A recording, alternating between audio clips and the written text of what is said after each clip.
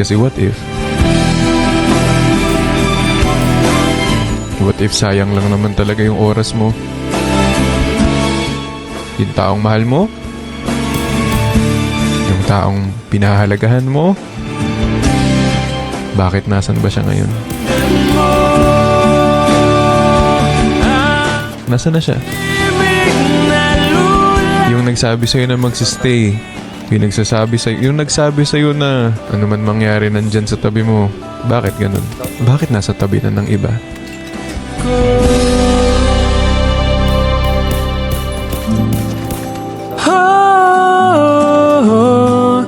Hindi ko maisip.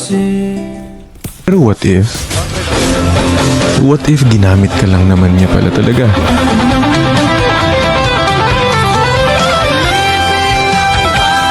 Para yung part sa heart niya na hindi pa naghihil. Yung part sa heart niya na nag-iisa at nalulungkot. Para mapunan mo yun. Pero pagdating sa kasiyahan, sa happiness, wala ka naman sa plano.